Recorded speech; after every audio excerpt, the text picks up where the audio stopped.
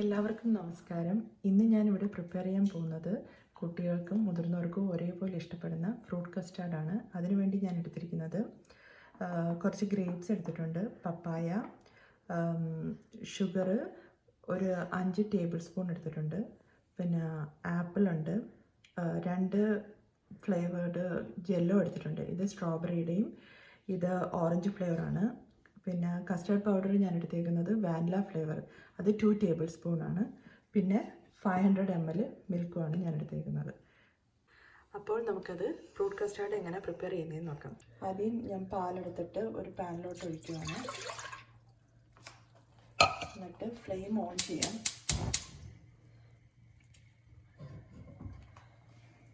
പാലൊന്ന് നല്ലോണം ബോയിൽ ആവുന്നിടം വരെ വെയിറ്റ് ചെയ്യണം.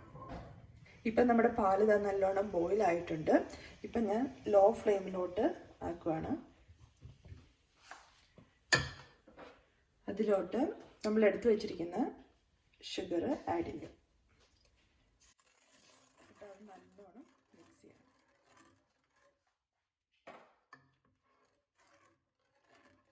ഇപ്പം നമ്മുടെ ഷുഗർ എല്ലാം നല്ല മെൽറ്റ് ആയിട്ടുണ്ട്. ഇനി ഫ്ലെയിം ഒന്ന് ഇത്തിരി കൂട്ടി വെച്ച് കൊടുക്കാം. എന്നിട്ട് കുറച്ചും കൂടെ ഒന്ന് ബോയിലാവണം. എന്നിട്ട് ഇങ്ങനെ നന്നായി മിക്സ് ചെയ്തുകൊണ്ടിരിക്കണം, അല്ലെങ്കിൽ അത് ബോട്ടത്തിൽ പിടിക്കും. ഇതിപ്പോൾ നല്ലോണം ബോയിലാവുന്നുണ്ട്. ഇനിയിപ്പോൾ ലോ ഫ്ലെയിമിലാക്കിയിട്ട് നമുക്ക് കസ്റ്റാർഡ് പൗഡർ മിക്സ് ചെയ്യാം. അതിന് തണുത്ത പാൽ തന്നെ വേണം എടുക്കേണ്ടത്.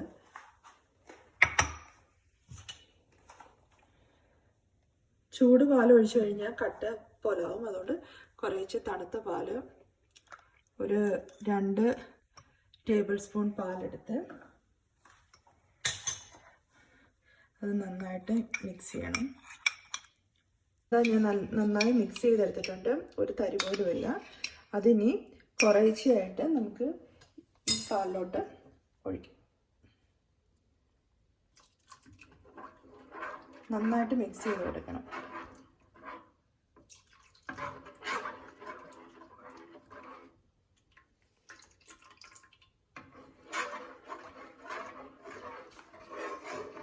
പാലിൽ നന്നായിട്ടും മിക്സ് ആയിട്ടുണ്ട് നമ്മുടെ കസ്റ്റർഡ് പൗഡർ. ഇനി കുറച്ച് ഫ്ലെയിം ഒന്ന് കൂട്ടി കൊടുക്കാം. ഒരു 2 മിനിറ്റ് ആകുമ്പോഴത്തേക്കും ഇത് റെഡിയാവും. നമുക്ക് 2 മിനിറ്റ് ഒന്ന് നന്നായി ഇളക്കി കൊടുക്കാം. ഇപ്പം 2 മിനിറ്റ്സ് കഴിഞ്ഞു. ഇപ്പം നല്ല തിക്കായിട്ടുണ്ട്. ഇതാണ് അതിൻ്റെ പരുവം. ഇനി നമുക്ക് ഫ്ലെയിം ഓഫ് ചെയ്യാം. എന്നിട്ട് കൂളാകാൻ വേണ്ടിയിട്ട് വെക്കണം. അത് ഞാൻ പാനിൽ വെക്കുന്നില്ല, പാനിൽ നിന്ന് ബൗളിലോട്ട് മാറ്റുവാണ്.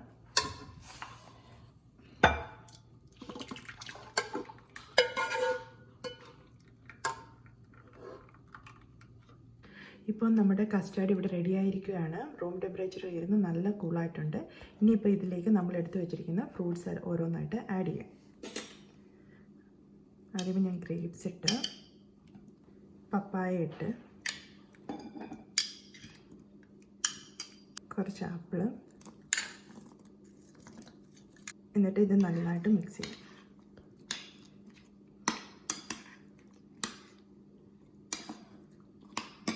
ഇനി ഇതിലേക്ക് ജെല്ലോ കൂടെ നമുക്ക് ആഡ് ചെയ്യാം.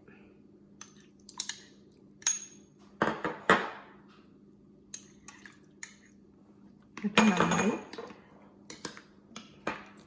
നന്നായിട്ടൊന്ന് മിക്സ് ചെയ്യാം.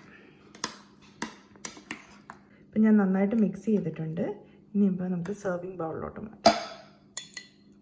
ഇപ്പം ഞാൻ കസ്റ്റാർഡ് സെർവിങ് ബൗളിലോട്ട് മാറ്റിയിട്ടുണ്ട്. ഇത് വളരെ ടേസ്റ്റിയാണ്. എല്ലാവരും ട്രൈ ചെയ്ത് നോക്കണം.